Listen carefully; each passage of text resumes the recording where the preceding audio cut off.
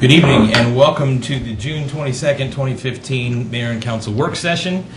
Tonight we have two items on our agenda, but before we get started, I wanted to take time for a couple announcements. First off, on behalf of the city, we express our thoughts and prayers with the governor with his announcement today. We are all rooting for him, and that's all I have to say on that one. I will give it to Mike to make a formal announcement. Okay. The City of Gaithersburg is looking for interested residents to serve on its newly established Planning Ad Hoc Committee for the former Consumer Product Safety Commission site, the CPSC site. The Mayor and City Council are seeking up to 12 members comprised of representatives of the Gaithersburg community to review, recommend uses, and potential development opportunities for the land. Reasonable efforts shall be made for the ad hoc committee to consist of residents from various areas of the city and represent a diversity of civic and professional backgrounds. However, one appointment shall be a resident of the Washingtonian Woods Homes Association, and one appointment shall be from the Wesley neighborhood. The charge of the ad hoc committee is as follows. There's a lot of bullets here, so listen up. The committee will tour the property to review the existing conditions, including entranceway and egress. They will advise the city on appropriate ways to engage the general community in the planned project and serve as an important link with the community. They will communicate with and share perspectives, reflect, identify any concerns and issues of affected stakeholders.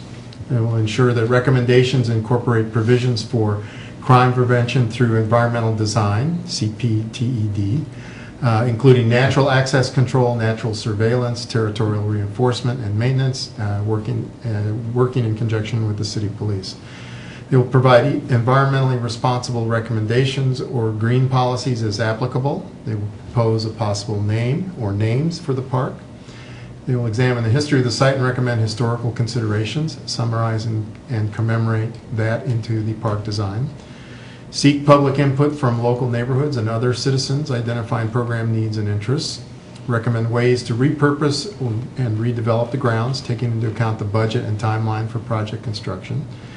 Discuss trail connectivity and pedestrian bicycle access to the parkland from nearby neighborhoods and vehicular access from Route 28. We'll understand the capital budget and timeline established for this particular project. It will justify all proposed elements of additional features that support the needs of the community, paying particular attention to ADA guidelines. If the city retains an architect or consultant, they will respond to the architect design proposals. We'll work with staff and the architect consultant on providing guidance for presentation of key recommendations to the Mayor and City Council. The ad hoc committee will meet as needed to carry out the duties anticipated and continue meeting until the draft park plan is presented to the Mayor and City Council. Resumes and letters of interest should be submitted to the Mayor and City Council, 31 South Summit Avenue, Gaithersburg, Maryland, 20877, or sent via email to cityhall@gaithersburgmd.gov. The deadline for submission is June 30th, 2015. That's next Tuesday? Right? It's a week, next Tuesday. A week from today, or a week from Tuesday. Tomorrow, yeah. For more information, visit the city's website or contact Deputy City Manager Enslinger at 301-258-6310. Thank you, Mike. It is my understanding that we need a motion to conduct a closed executive session this evening. What's the pleasure of the council? Mr. Mayor, I move that the Mayor and City Council of the City of Gaithersburg conduct a closed executive session tonight, Monday, June 22nd, 2015, immediately following the scheduled work session pursuant to the General Provisions article of the Annotated Code of Maryland, Section 3-305A1I, to discuss the appointment, employment, assignment, promotion, discipline, demotion, compensation, removal, resignation, or performance evaluation of appointees, employees, or officials over whom it has jurisdiction. The topic to be discussed is a personnel matter to conduct the city attorney's annual performance evaluation. Second. All those in favor, please say aye. Aye. Any opposed? Carries 3-0.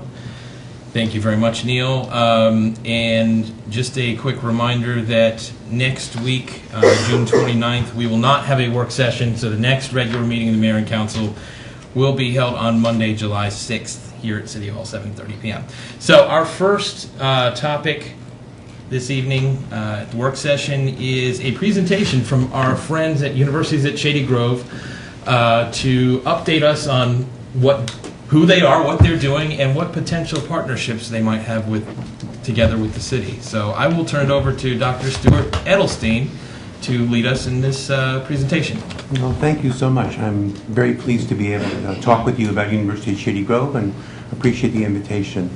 I'm here with two colleagues. Joe Busey is Director of Marketing and Communications for USG, and Bill Schlossenberg is Director of Development and Community Partnerships. And we're going to talk with you a little bit about USG and its purpose and its plans for growth and expansion. So University of Shady Grove was created actually in the year 2000. It was created as part of the University System of Maryland, the public university system. And it was created to provide higher education services to Montgomery County and the surrounding region, and particularly to support the economic development priorities of the county and the region.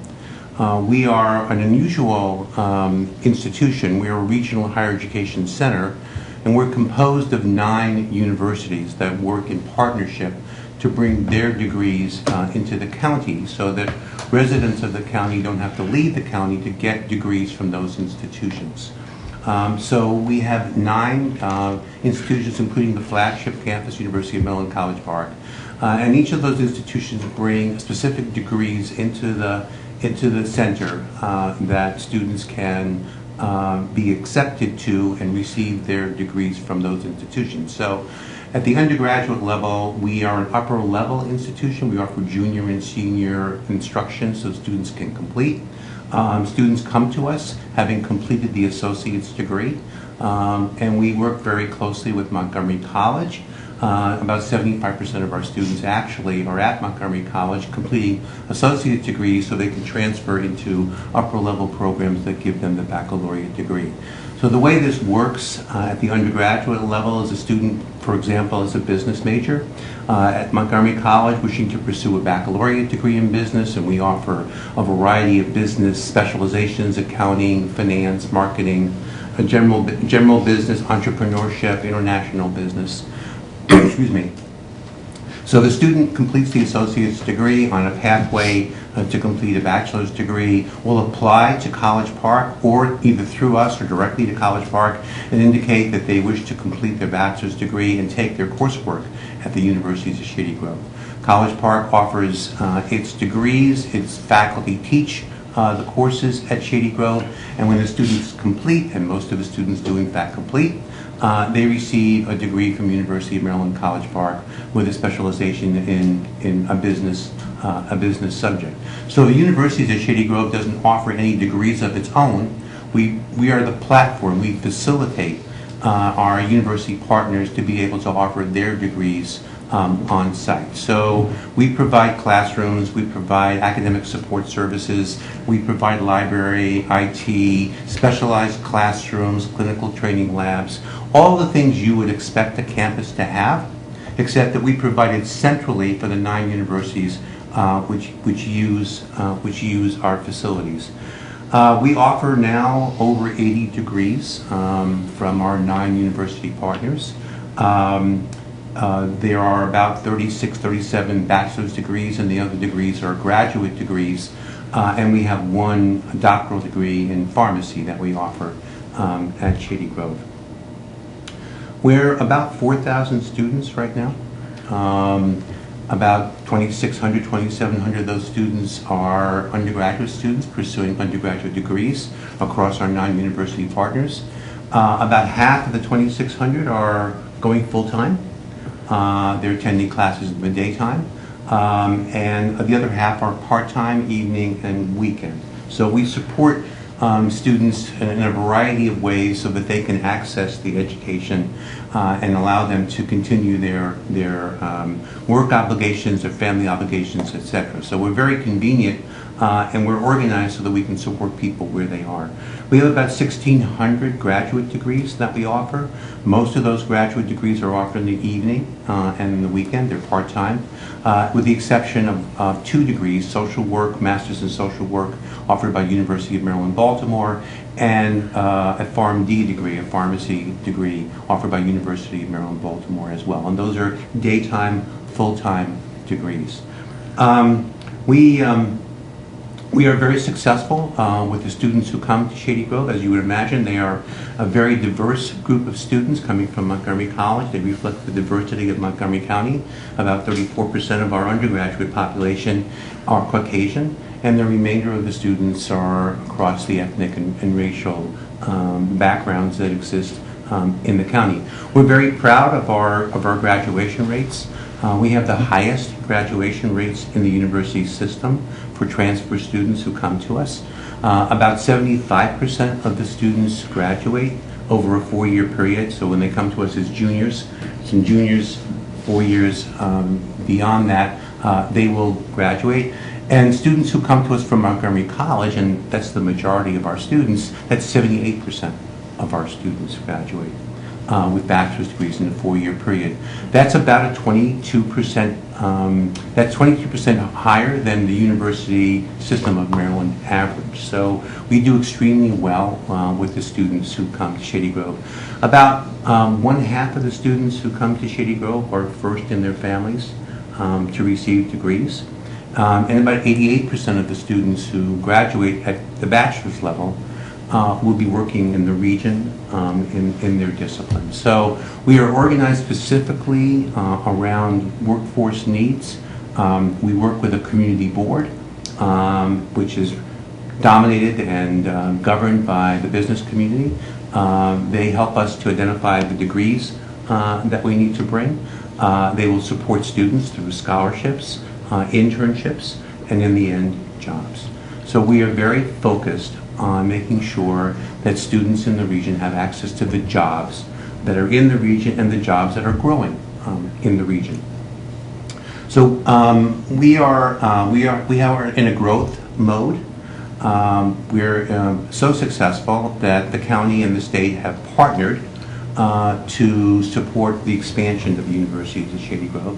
We're 15 years old now, and over the 15-year period, we graduated about 6,300 students with bachelor's degrees. That's not USG degrees, but those are degrees from University of Maryland College Park, UMBC, University of Maryland Baltimore, and our other partners. And we've got about 2,000 students plus who've received graduate degrees from USG. We are planning for a major expansion, and we're in the process of building or designing and building a biomedical sciences and engineering education facility. We know that in this county, in this region, this is a technology, research-oriented, research-driven economy, and we are working with our business partners to support the growth of technology, both biotechnology, information technology. So the new facility is now in design. The county provided the state of Maryland, our university system, about $20 million so we can build a garage. And if you are driving past the campus, you'll see the garage now being constructed. As soon as the garage is completed, which will be around February of next year, we will begin construction of the biomedical sciences and education facility. It is a $220,000, $160 million project. It's a considerable amount of infrastructure which the state is investing in the county, and it will start with 3 institutions that will bring their engineering and biomedical and biotechnology degrees into the county: University of Maryland College Park, University of Maryland Baltimore County, and the University of Maryland Baltimore. It will include a dental school, a DDS, so you can receive a DDS degree, including a community clinic, which will be a teaching clinic, and provide oral health services to residents in the county.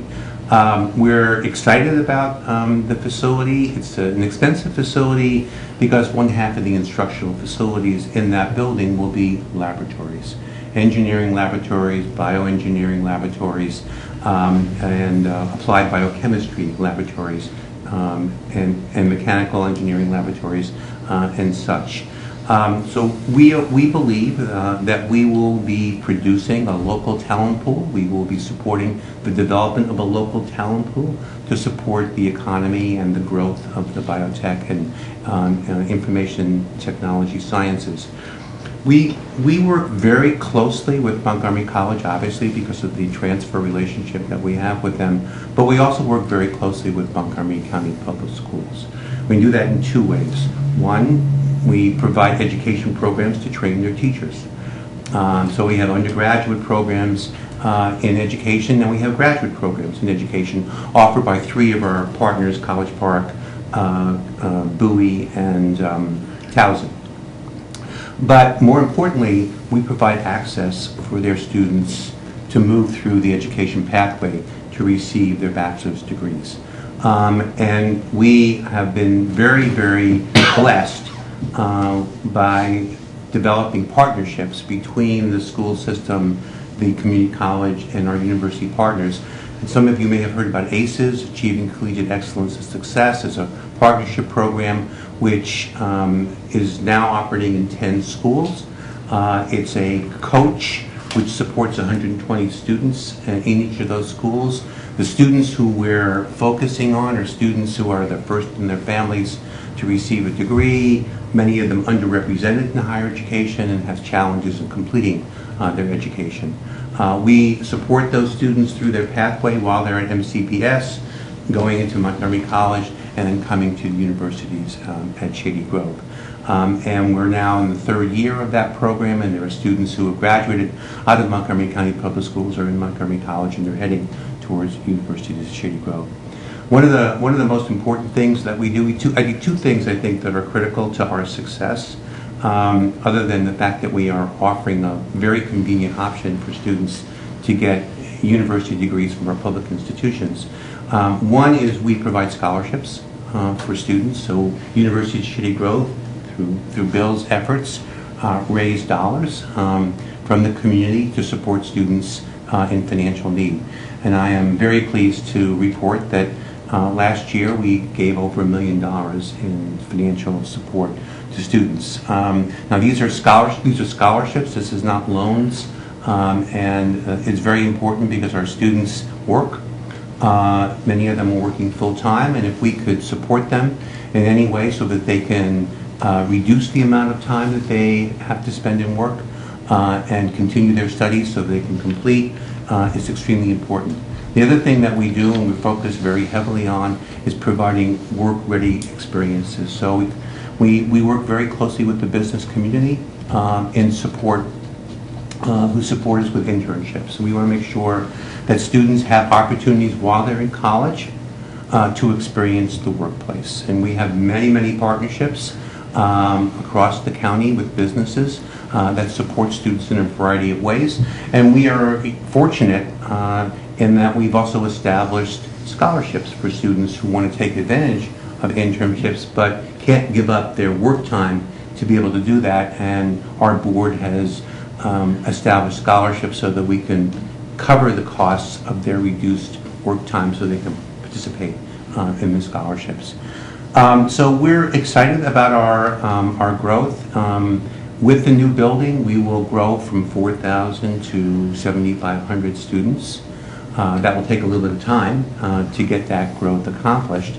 But we will be one of the larger higher education institutions in the state.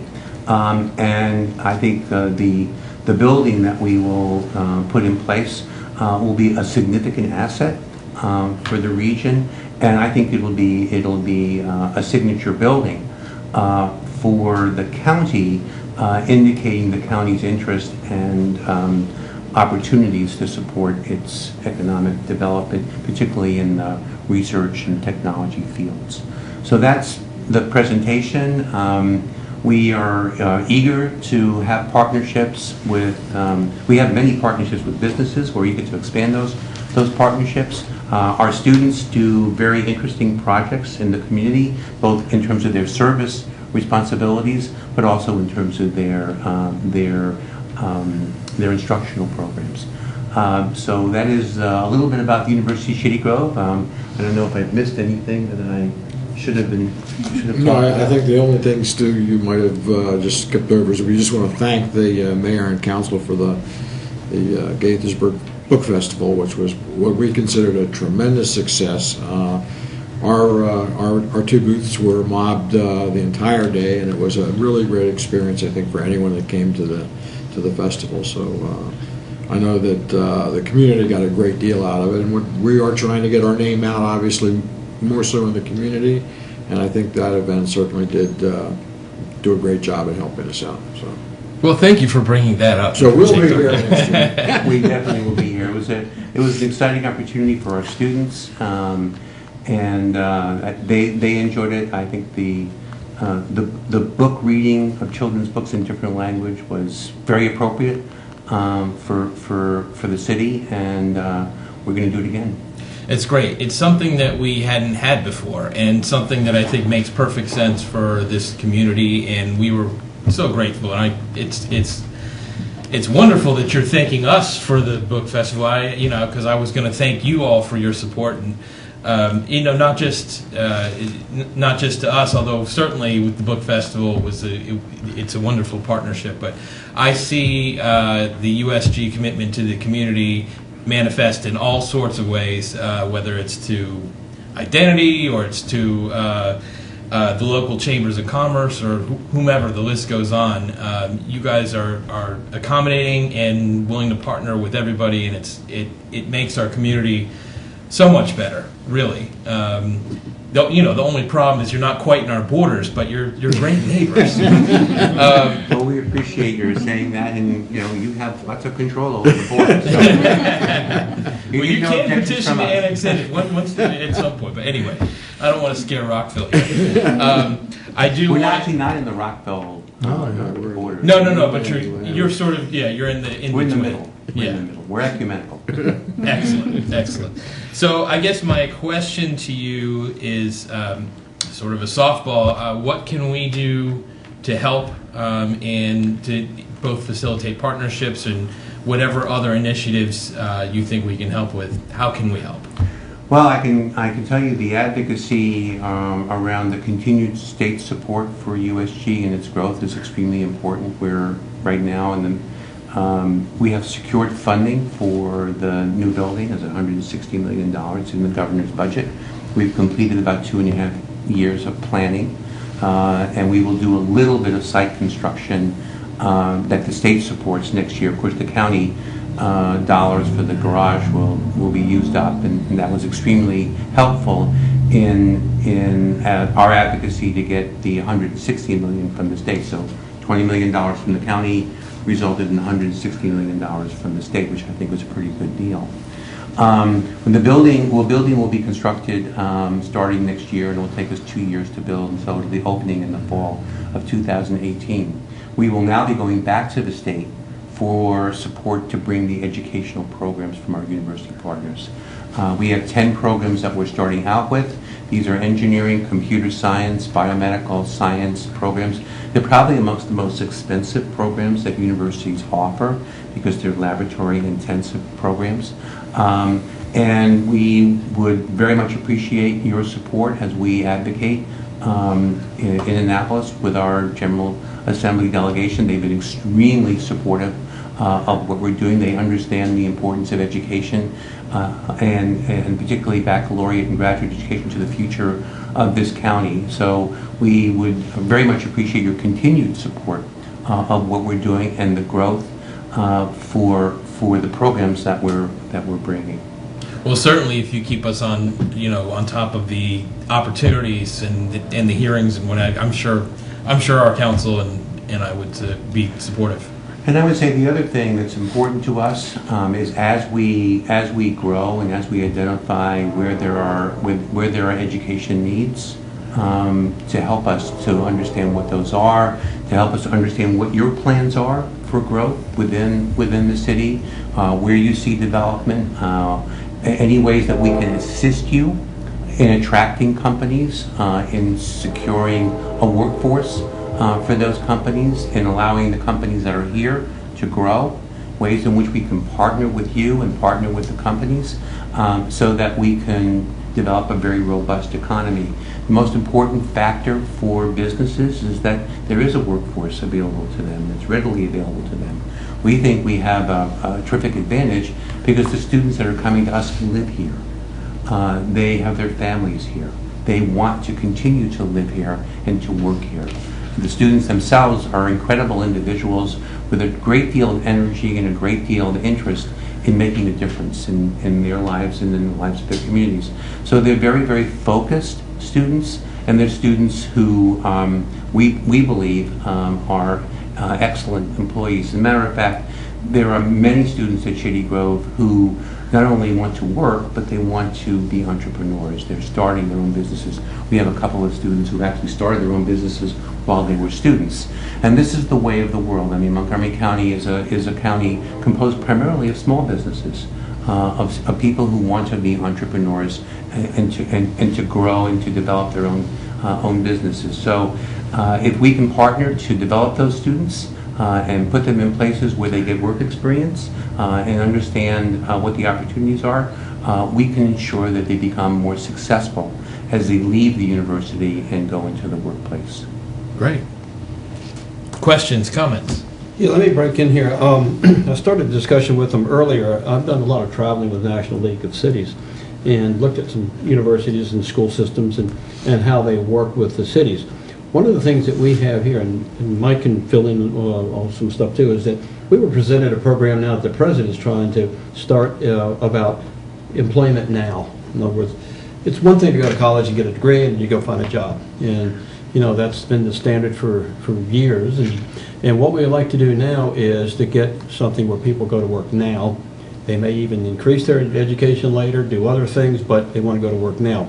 We have two golden opportunities. One, the president has a program that he's trying to push, and the National League of Cities is going to be a part of that. And the other one is we have a Life Science Center coming, which is going to demand thousands of jobs. And programs that get kids ready to go right into that will worry about where they live and where they eat and have entertain, and you all get them educated, and the Life Science Center will give them work. We have a great partnership between the three of us. So I think our opportunities are tremendous in the right near future. So I would encourage you to do that, and anything the city can do to be part of that picture. Obviously, we would all be glad to do it. Well, that's why I think the partnership that we have with the school system and the community college is extremely important. And I think you're right. The pathway to jobs is not the old pathway. There are many ways to get jobs. I think the schools are going to be focusing more on education for jobs, opportunities for students to work right after they're in school. Most of those kinds of jobs, though, require some higher education, certification, training, etc. And I think Montgomery College is moving to expand their opportunities in that regard. But I'd also say to you that in the world that we live in, education is a universal need. So it's not just that you get education to get your first job, but if you're going to be advancing in your career, in the workplace, education will be a continual need. And what we need to do as educators is provide that education in a way that people can receive it in their own way when they need it. And so we need to become more flexible, more adaptive. We need to work more closely with businesses and understand what they need.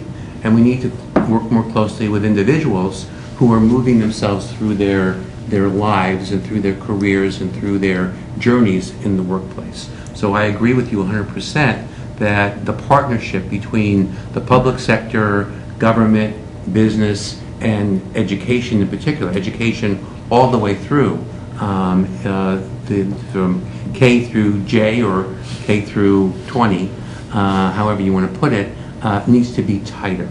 And we need to be more adaptive and more flexible because the workplace is changing.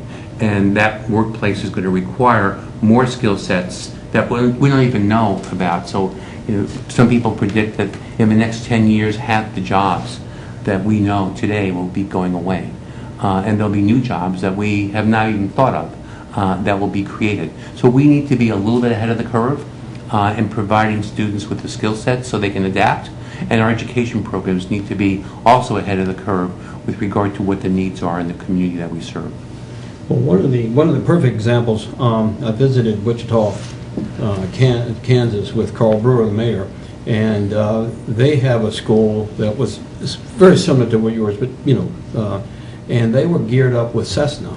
So the kids coming out of there, it wasn't kids, it was adults, everybody, could go to work with Cessna because they had geared the programs up. So here we are going to school. Now, like you said, the educational part of it, the other higher institutional part, is all part of it, but meanwhile, there were enough skill sets being taught that they could go right out of there, right into Cessna.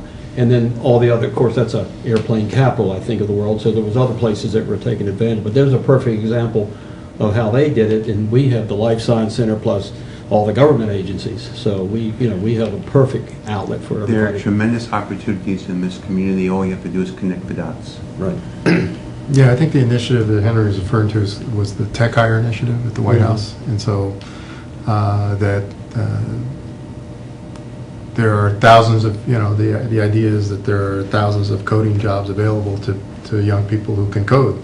They don't need to go to college, they can start work right away, but while they're doing that, while they're starting those jobs, they could then go to college. I think Montgomery County and certainly USG is a perfect kind of environment for that. The setting is a perfect setting for that to create that kind of synergy among industry, education, and technology development. So I think USG is a great university for the state and for the region, and clearly I think the best way to demonstrate that is through your graduates. And I know a number of them, neighbors and friends and coworkers at the National Institutes of Health where I work. A lot of young people who recently received their degree, they were able to continue working while they were working on their degree, whether it's a graduate degree or an undergraduate degree. That's great.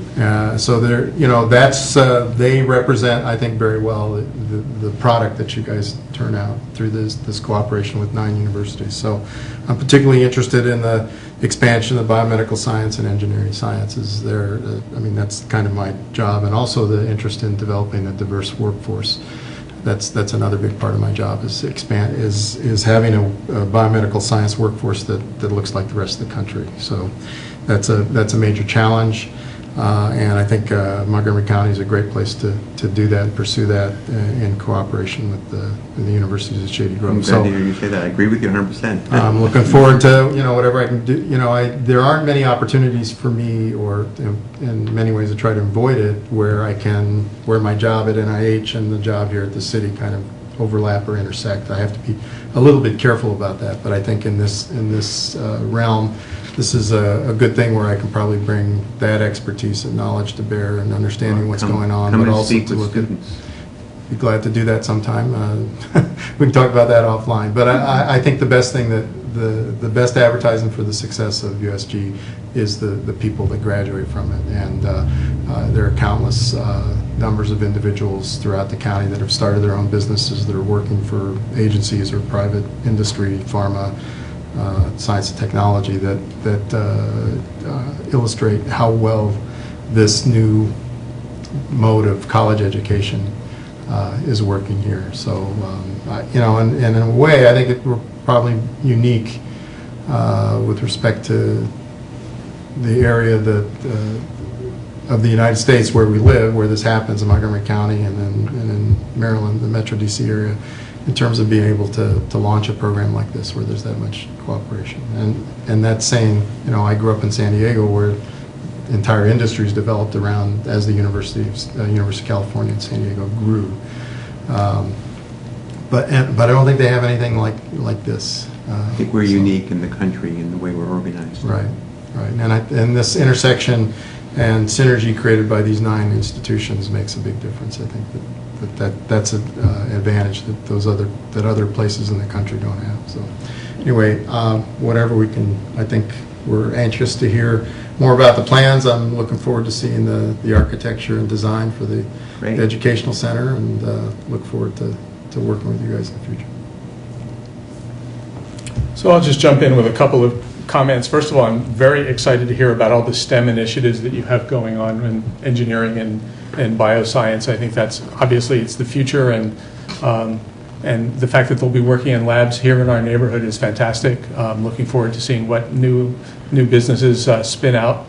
I'm not sure if I'm allowed to count myself in as an alum of your program, since my degree predated the formation of USG, but I did take classes on your campus I was one of those guys that learned to code and didn't bother with a college degree for many years, and attended courses in your buildings and got my degree, and about 20 minutes later became an entrepreneur. I mean, probably not much of an exaggeration on that one, and had a really great run in the technology business with my company, taking the technical skills I'd already picked up combined with the business degree that I earned through your institution. So I'd offer to be the poster boy if I was more photogenic, but it certainly worked for me, and I'm happy to see you expanding the scope of what you're doing. You know, as we've had conversations about economic development, and having spent some time in Silicon Valley before I moved back to the East Coast, you know, the combination of industry and government and educational institutions and finance has been really key. The confluence of all those things working together, and you know, having the main campuses of the major universities being a fairly distance from here, you know, an hour away, assuming no traffic, but not a great assumption around here. But seeing that you're going to be doing actual, you know, hands-on engineering, hands-on research and projects here in the neighborhood is really a big piece of what we need going forward. We already have industry. We have government is moving more and more in the direction of supporting this sort of thing. If we can get the financiers to pay attention to what's happening up here too, that'll be helpful. But I think all the other pieces combining are going to be really helpful. So, you know, I'm a fan. So whatever we can do to support you, just ask.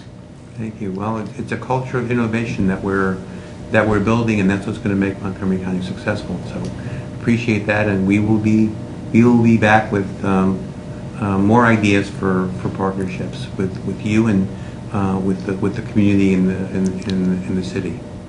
One of the big issues we have right now is a lot of kids aren't exposed to education, and how can we do that? And when I was talking to you earlier about coming out of high school and working with the colleges, and you know, in my experience back at Wheaton, where we all were working, and you know, half of us paid our way through college because we had full-time jobs based on what we learned in those days. And that's very important today, because we're leaving a lot of kids behind, and if we can get them interested in working and at the same time expose them to the higher education system, I think we all win. So those are the trends, I think, now that are so important to communities. And this is why I think the ACES program is a particularly important initiative, because it targets those students who don't have a lot of higher education in their families and don't have a lot of experience in the workplace, and it creates an infrastructure that supports those students moving through the pathway and exposes them not just to the education but to the work opportunities. So I'd like to invite anyone from the public who's here, if anyone has questions or comments. Not seeing anybody, then we will just say thank you. We will stay tuned for anything we can do to help one way or another, whether it's a program, whether it's a legislative initiative. We're here for you. We love you guys as neighbors and appreciate all that you're doing for the community, and thanks for the presentation. Thank you so much. Appreciate it. Thank you. Thank you. Next, we have an update on our new police station development process, and we're going to invite Deputy City Manager Dennis Enslinger to lead us.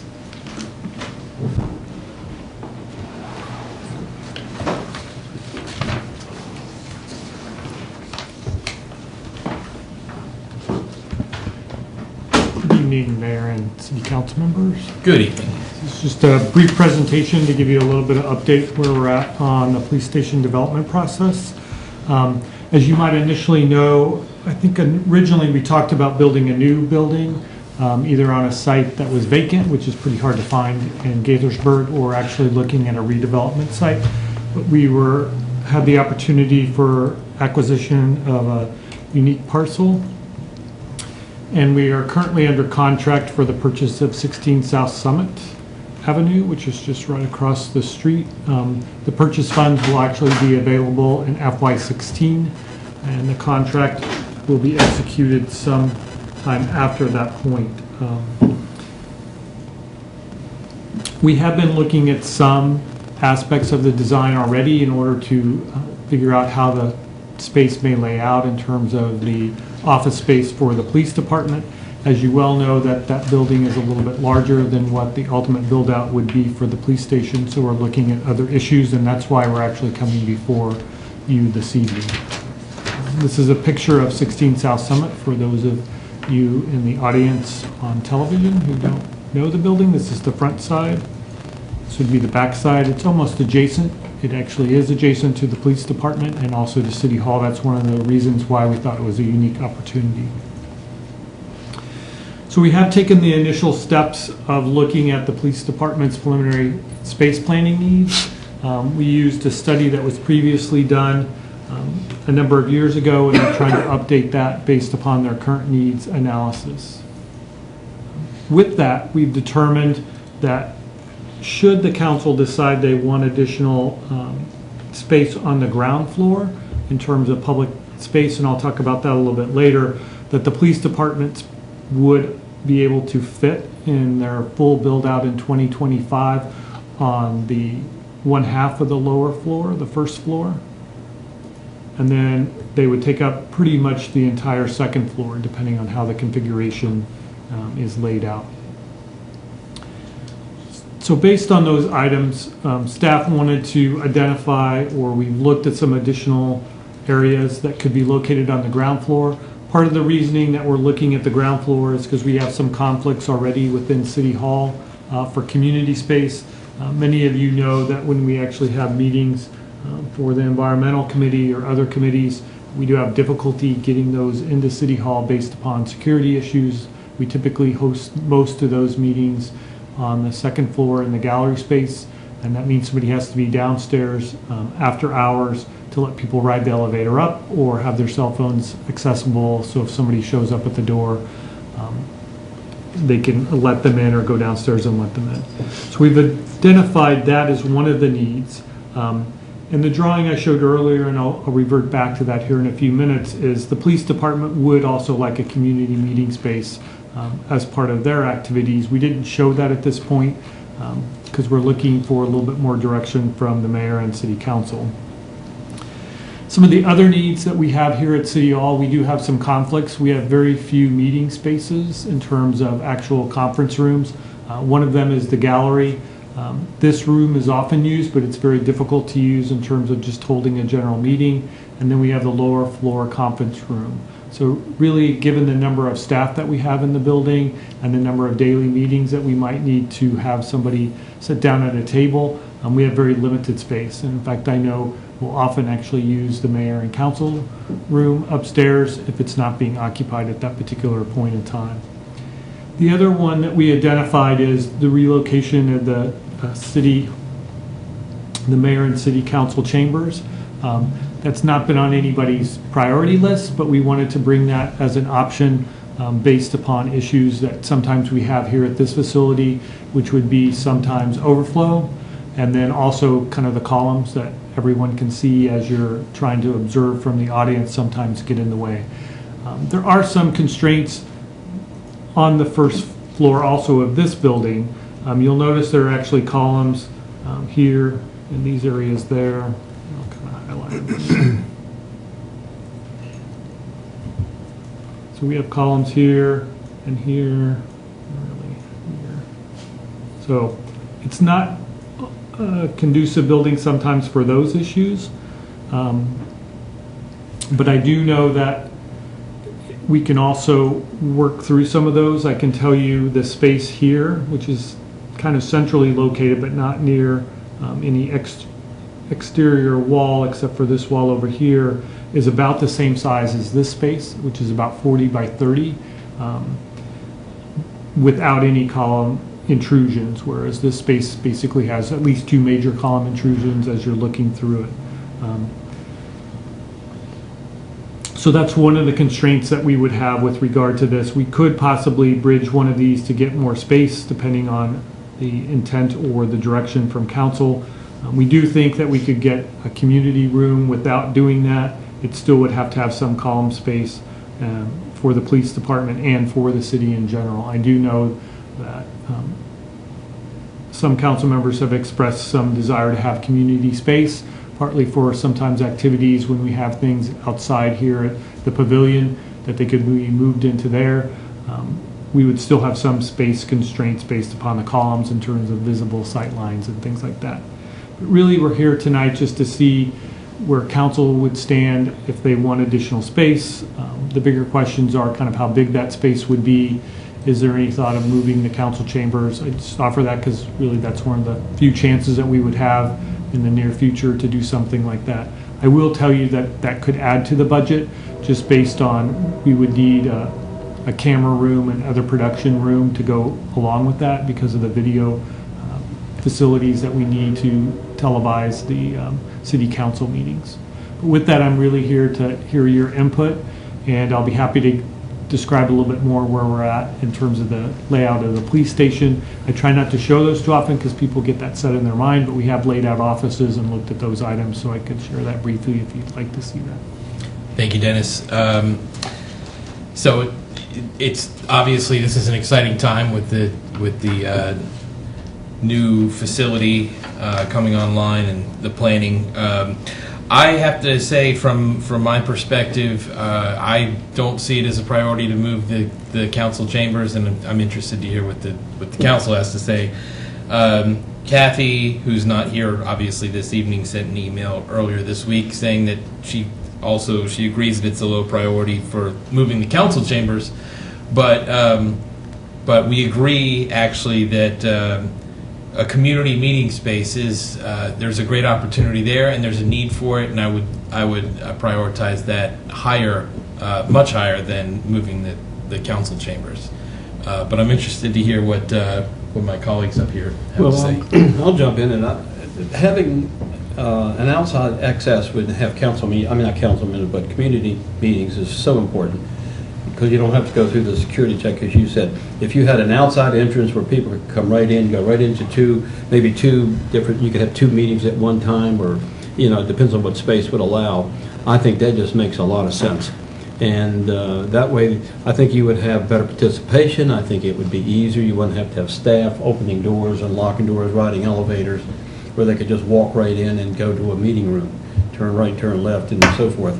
So I think that's the highest of priorities. I'm not as dead set against moving the council chambers if it made sense. I just visited a couple of them in my last trip, and there's some things that we just can't do that they do, and if we could facilitate, they have screens that pull down and movies that come on and more space to do things in the meeting chambers. But that's always a difficult, decision. That's not high on my priority list, but I would entertain it if it was technically possible. I think you could probably remove, I know that building fairly well. I had an office there for a number of years. But you could probably move a couple of those columns. It would be some engineering work. It wouldn't be cheap, but you could do it and then make it into a nice chamber. I have some pictures of some council chambers I just brought back, and and they're a lot smaller than us, but they were just much more technically oriented to what's going on. People could come and go easily into them and get to see things, and they did all kinds of when they did a program, instead of just putting on a screen like this, they had a drop-down screen and a big projector and sound system, and they could do all kinds of things. So I would entertain that, but not real high on my priority list. But the outside community, I think, is an absolute must. So I have a question. How big a space is that compared to the space that we're in right now? Is it Again, this space is about 40 by 30, so it would be this area here is about the equivalent space. Okay. So it's not more space, it's just in a... You could get more space out of it. This would be about the space that we have now.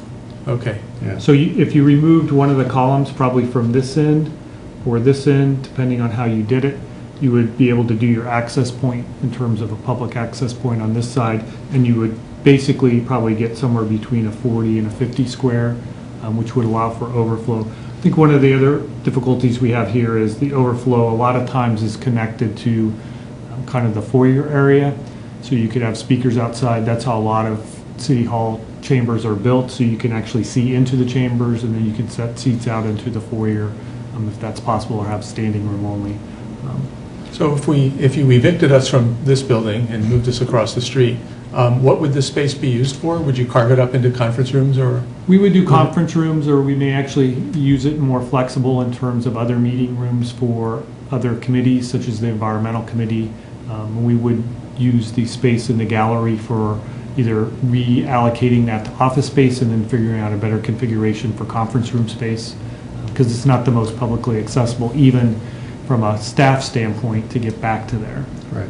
So based on what you said, what it sounds to me like is this: it's not like we're motivated as a mayor and council to necessarily move our space, but I think the staff needs more space and more flexibility. You're kind of crammed into the city hall, and as the city continues to grow, chances are the staff will be increased, and you need more space to work, and you need more space to meet. I was actually very surprised when I first had a tour of City Hall at how little conference room and meeting space is, because I'm used to companies where there's little nooks and crannies all over where you can sit down and draw on whiteboards and things like that. So I think from the point of view of making it easier for the staff to do your work, I'd support the concept.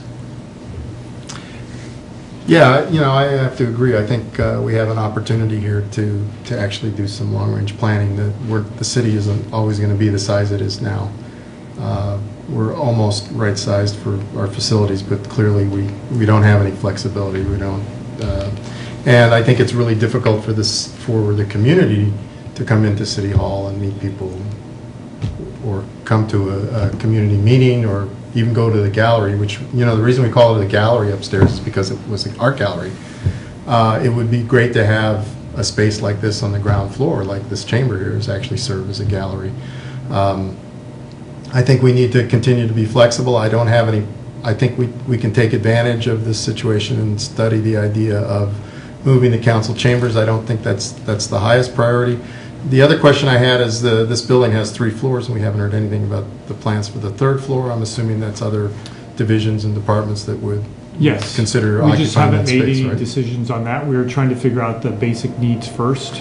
Well, clearly the highest priority is to get the police department settled and make sure that they have the space that they need, and also some room to grow as well, and to do some things that perhaps the chief and his staff thought they might be able to do if they had a better, more usable space. So that's the highest priority. On the second hand, though, I think we do need to look at how space is utilized in this building and how accessible it is to the public, where we probably need it to be more accessible than it has been. So the opportunity on the ground floor of that building makes a big difference. That now, if we decide to take that room and have it as the primary purpose being the council chambers, that doesn't do us much good either, because then the space isn't as flexible as it might be for a community room. Nonetheless, I think we need to consider. I think we should consider that. Henry and I have seen different city halls in lots of different sized cities, and some cities bigger than us have a small council chamber. Others smaller than us have a large council chamber, probably more than they need. But I think we need more usable and flexible space than what this provides now. So I don't have any problem thinking about this going forward. This is a once in a lifetime or city time opportunity to think about those things and plan carefully, and assume that if we do that, it's not going to happen in a year or two. It's going to be a long-term plan. If this requires re-engineering to move a couple of these pillars, that's going to take time too and money. But I think it would be penny wise and pound foolish if we did not look at this as an opportunity to kind of grow our space that allows us to invite the community in more than we're able to in our current situation. Certainly this space could become another space that the community uses for public information, galleries, whatever, and upstairs could be, office space. The second floor could all be reconfigured.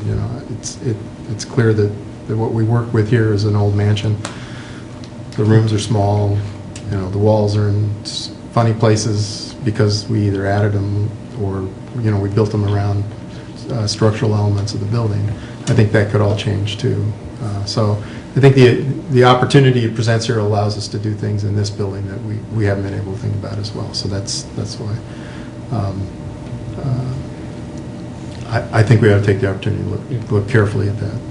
And I really do believe that we have to assume that the city's going to continue to grow, and so this need for space and flexible space is going to be more important for City Hall, not just for our staff, but for the community that wants to come in, that we want to invite in to be part of that. Yeah, I think that one of the things I observed over the years, though, is staff really does not have the space it needs to do an effective job. And it doesn't mean they don't do an effective job, it's just it would be better if they had more space. I mean, when I come in, for example, to get a permit, I'm leaning over the desk where they could do, you know, in the hallway there, going over some drawings because there was no access to a small conference room to put a drawing on a table. Now, I mean, you can schedule it and you can do all that, but I'm talking about the walk-in contractor that comes here all day long, has to go and, you know, has limited space. So, I mean, and that's true throughout the, you know, the building. People just need to have more space, more efficient space, easier to do their job. And I just think that the biggest, and as we've all said here, is that having the public having access to the building in a very easy manner, as opposed to having security and somebody has to flash the, you know, elevator buttons to get them up and they have to know exactly where to go. If you could just walk into a building and have a meeting and or, you know, conferences or whatever, all on one floor, park and walk in and there you are. I think that's extremely important. Do you feel guided? I do, and I do want to point out that if we wouldn't move the council chambers, we would probably build in some type of conference room space for City Hall use over in the new facility, and then people would just have to go back and forth from that.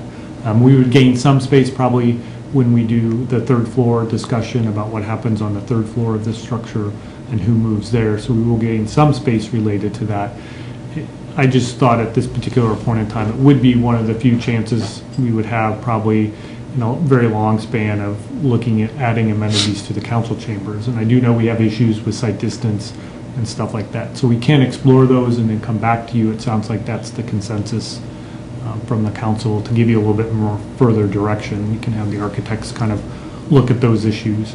Again, it's not the easiest building, again, to do that with, but I think there are some options just based on its configuration, because you have some underutilized space such as here that's very difficult to use related to that, just based on its shape. But that would be like a lobby. We don't really have a lobby here in Right. City Correct. Hall. I think it's all doable. one of the key priorities, if we're not sure about whether the council chambers would move there, even if whether they do or they don't, I think flexibility, the flexibility to use the space for different community uses, whether we're part of it or not, I guess that remains to be seen. But for meetings, for small performances, conferences, staff meetings, we definitely need the kind of to utilize the space and have it so that we can, so it's flexible enough that we can use it for all these different kind of things. Do we have anyone from the public who would like to weigh in on this? Not this evening. Oh, Kathy. Not this She should evening. want to weigh in. She's with the, you know, she might have people. So we'll try to come back to you with some options on that other ground floor space and talk about some of the flexibility that might be possible there, either in relationship just to community space or in relationship to council room community space, if that's possible. I honestly haven't seen too many council chambers that are that flexible. Usually because of the dais, they are somewhat static in nature, but we can look at some options. So we'll come back and take that in. We're also going to conduct an internal analysis of how to use the additional space in the structure, so the third floor space. One of the reasons we came to you, because if we did do the council chambers, we would have to allocate some of that space to a studio, TV studio, just based on how we use this facility now. Then we'll finalize the overall scope, but we'll probably have a meeting before we actually do that. We'll come back to you with some kind of concept aspects and get a little bit more direction, finality to those aspects we talked about tonight. And then we'll probably have a discussion at that same time about the appropriate delivery method. I mean, typically we have either used the traditional design, bid, build.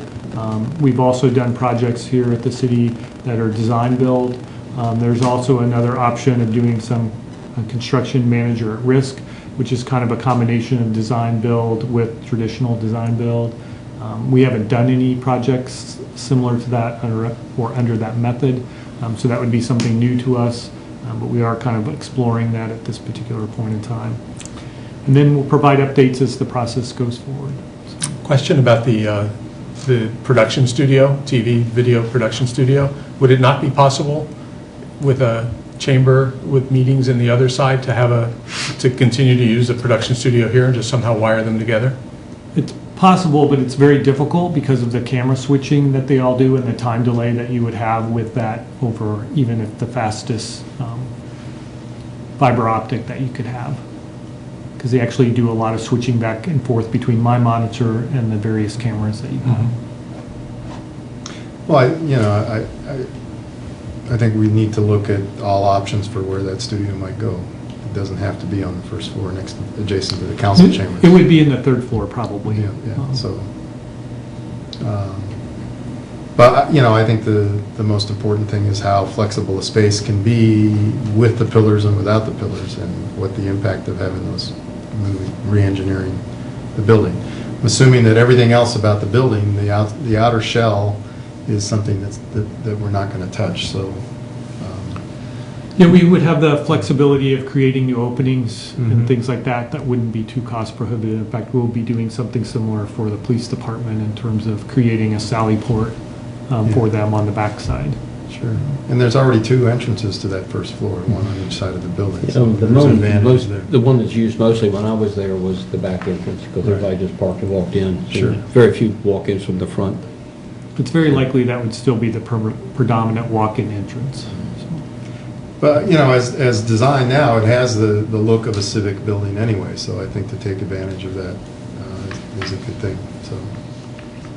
From a fire code standpoint, it'd be unlikely that we'd ever close one of the 2 entrances Oh, just yeah. because of how the corridor lays out. So. Right. Great. Thank you very much. So that being the last topic of this work session, as we announced earlier, we are having a closed executive session immediately following this meeting, and we have no work session next week because everyone's going to be at the Maryland Municipal League Convention. The next regular meeting of the Mayor and City Council will be on July 6th, Monday, 7:30 p.m. here at City Hall. And until next time, Gaithersburg, let's do great things. Gaithersburg, we are adjourned. Thank you.